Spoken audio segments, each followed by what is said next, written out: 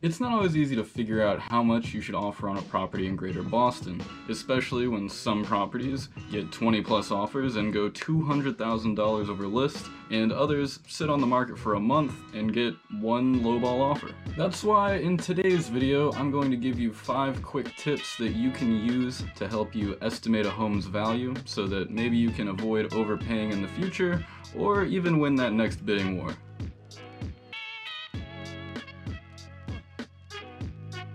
If you've talked to anyone else shopping for homes in Greater Boston, or have done any shopping yourself, you probably know that homes around here do go over list price pretty often. So often that sometimes buyers just straight up ask me what percentage they can bid over the initial list price so they can beat the other buyers but not overpay.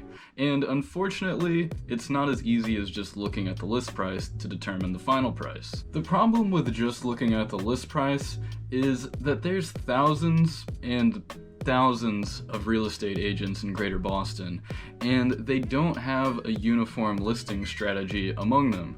Some of them are, in hot markets, underpricing the property to encourage multiple people to bid on it. Some of them, maybe in a little bit slower markets, are putting the property right at what they think it's worth. And some of them, maybe trying to please the seller so they can get the listing, are putting the property price high so they can see what they can get.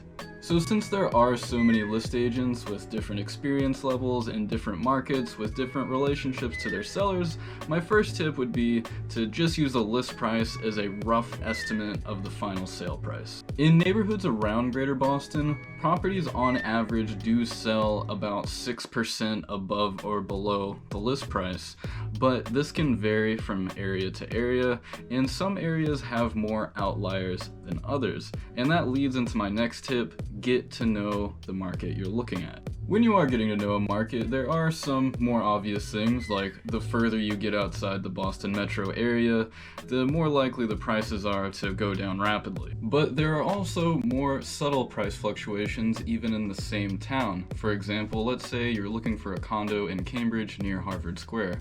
Well, you're more likely to find an expensive condo in Agassiz, just north of Harvard Square, and a more affordable condo in Riverside, just south of Harvard Square. Aside from being better informed about general prices, learning about areas also helps you avoid competition in some cases. For example, let's say you wanted to live near Davis Square. Well, if you wanted to live right next to Davis Square, then you're likely to run into condos that receive multiple offers within the first week. But if you go half a mile or a little more northwest to Teal Square, then you'll find many condos that receive one or even no offers within the first week. In order to get this type of information, you want to stop looking at active listings for a second and start looking at solds in an area. You want to look at all the recent sale prices of the types of condos you're looking for to establish a baseline price that they might be. And you also want to check out days to offer. If an area has a lot of days to offer, which are a week or less, you can expect that this area has more competition than one that has longer days to offer. So once you've narrowed down an area you want to look at properties in, and you start looking at individual properties that you want to estimate the price of, the next tip is really just an extension of the last one. Well, at least you'll be using similar methods. So when you want to estimate an individual property's value, you want to use a comparative market analysis. Before I break down what a comparative market analysis looks like, I just want to point out that if you're at the part of the buying process where you're actually considering putting in an offer on a property, you'll want a comparative market analysis done by a realtor. Not only because comparative market analysis has more nuance and can be explained in a short YouTube video, but also because if you're like most buyers and you need a mortgage to buy a property, then you stand to lose thousands, tens of thousands of dollars if you get the comparative market analysis wrong and you overbid on a property.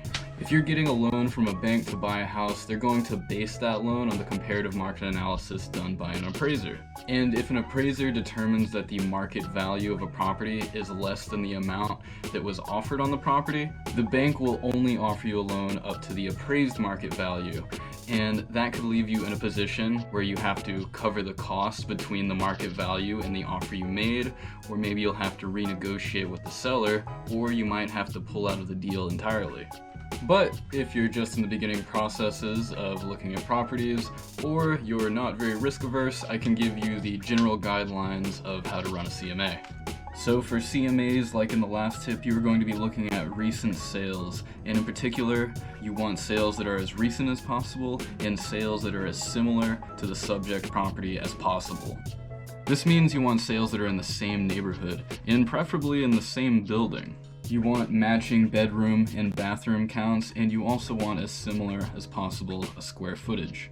Many algorithmic estimates from sites like Redfin, Zillow, and Realtor.com use similar data to give you their estimates that you see on their websites. But there are many factors that sites like these don't account for, like what's the condition of the unit, is the kitchen renovated, are the bathrooms, is the roof recently replaced, how old are the utilities like the HVAC and the boiler. Or does this unit have a fantastic view? Are you overlooking a park or an empty parking lot? Can you see the river or can you see the highway? Are you conveniently located next to one of the many T-stops in Boston, or are you in the middle of nowhere?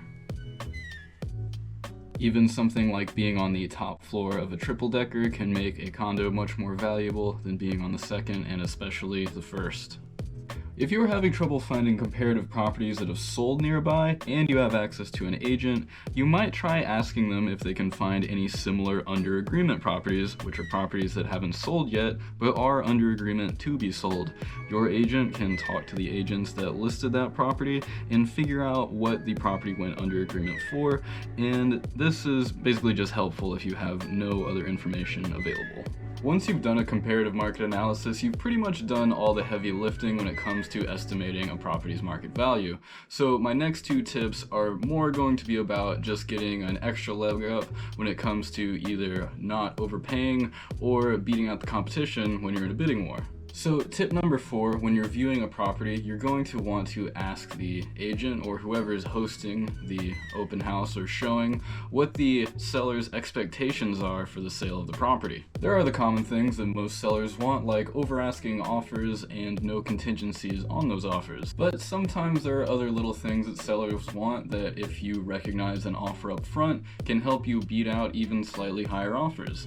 For example, the seller might want a use and occupancy agreement. Or maybe they want a very specific closing date, or it could even be something like just making the offer process more simple. I've been seeing a lot of listings lately where the seller prefers there to be no escalation clause in any offers. And if you don't know what that is, an escalation clause is a clause that allows you to exceed the price of the next highest offer up to a certain amount.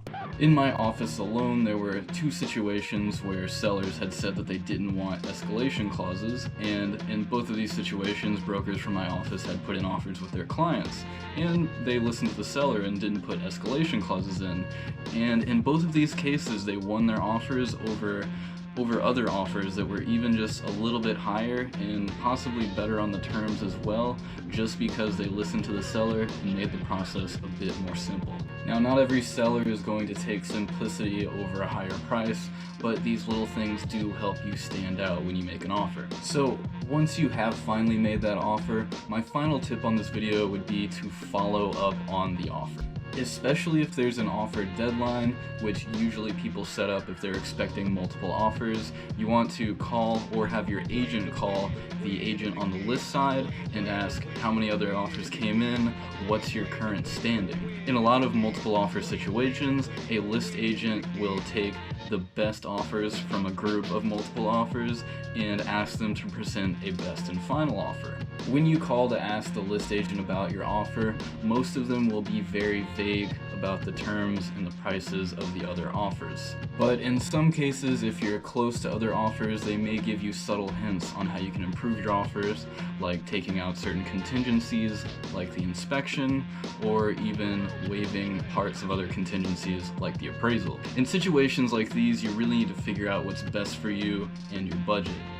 If the house is on the older side and it seems a little damaged, it might be the best idea to keep that inspection contingency in. Or if you're not sure if you can make up the difference between an appraisal and a full price offer, then you might want to keep the appraisal contingency. Before you get in a bidding war, it's a good idea to establish the highest price you're willing to go to and the least amount of contingencies you're willing to put in an offer. The fact is, people will do no contingencies and overbid the market when you're in a bidding war. So it's good to know how much damage you can take financially and on the contingencies before you get caught up in trying to outbid the next best offer. So that's all the information I have about making offers for today. If you'd like more information about Greater Boston, Cambridge, Somerville, feel free to like and subscribe for more content. And otherwise, have a great rest of your day. Bye.